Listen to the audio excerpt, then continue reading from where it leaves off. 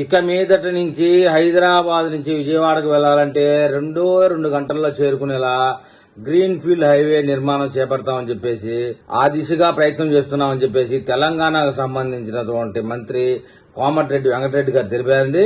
2 గంటల్లో హైదరాబాద్ టు విజయవాడ వెళ్లడానికి 2 నెలల్లో పనులు గ్రీన్ ఫీల్డ్ హైవే పనులు ప్రారంభిస్తామని చెప్పారు. ఎల్బీ నగర్ నుంచి పెద్ద అంబర్పేట వరకు డబుల్ డెక్కర్ రైలు కూడా నిర్మిస్తారట. ఫ్లైఓవర్ నిర్మిస్తామని వెల్లడించారు. ఎలివేటెడ్ ఫ్లైఓవర్ పనులు కూడా పరిశీలనలోకి మంత్రి తీసుకుంటామని చెప్పారు.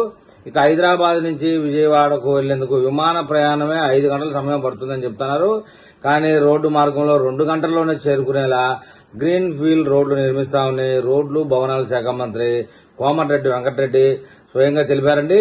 అయితే 2 నెలల్లోనే ఆ పనులు ప్రారంభం కానున్నాయని చెప్పారు. ఏపీ సీఎం చంద్రబాబు కూడా గ్రీన్ ఫీల్డ్ హైవే కోసం ఇప్పటికే కేంద్ర ప్రభుత్వానికి విజ్ఞప్తి చేశారని, తెలుగు ప్రజలకు మెరుగైన రవాణా సౌకర్యం కోసం తమ ప్రభుత్వం అయితే అవిశ్రాంతంగా కృషి చేస్తుందన్నారు.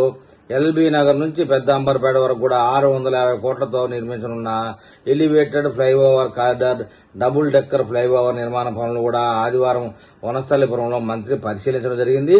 పనామా గోడౌన్స్ నుంచి సుష్మా థియేటర్ సంస్థ వరకు ఆర్ఎండ్బీ అధికారులు, Ibrahimpatnam MLA Malreddy Rangareddy, road development corporation chairman Malreddy Rama Reddy, స్థానిక నాయకులు కలిసి మంత్రి గారు పరిశీలించారండి.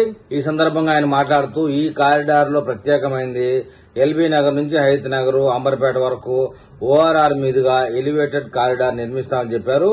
వనస్థలిపురం నుంచి హైత్ నగర్ రేడియో స్టేషన్ వరకు సుమారు 6 కిలోమీటర్ల మెట్రో రైలు మార్గం గుండా ఎలివేటెడ్ కారిడార్ నిర్మాణాన్ని చేపట్టాలని కేంద్ర మంత్రి నితిన్ గడ్కరీకి త్వరలో విజ్ఞప్తి చేస్తామని చెప్పారు.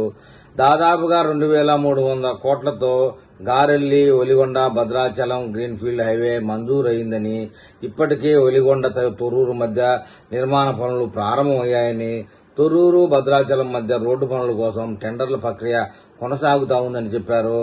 ఆందోళ్ మైసమ్మ నుంచి విజయవాడ వరకు 375 కోట్లతో రోడ్డు నిర్మాణం శరవేగంగా పనులు కొనసాగుతుందని, మధ్యలో 17 బ్లాక్ స్పాట్స్, యాక్సిడెంట్ స్పాట్స్ గుర్తించారని చెప్పారు.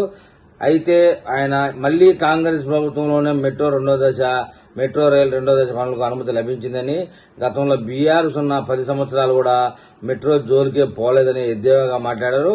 సీఎం రేవంత్ రెడ్డి తనపై బాధ్యత ఉంచారని మంత్రి వెంకటరెడ్డి తెలిపారండి.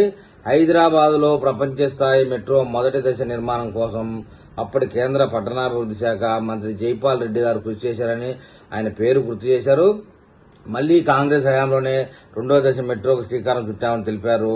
మొత్తానికి ఏదేమైనా హైదరాబాద్ నుంచి విజయవాడకు విమానాల్లో వెళ్లే వాళ్ళు కూడా విమానం వేస్ట్, బస్సే బెస్ట్ అనిపించే విధంగా ఈ కారిడార్ని తీర్చిదిద్దామని చెప్పారండి. మరి ఈ విషయంలో తెలుగు రాష్ట్రాల్లోని ప్రజలు ఏమని కామెంట్ చేస్తారో చూద్దాం.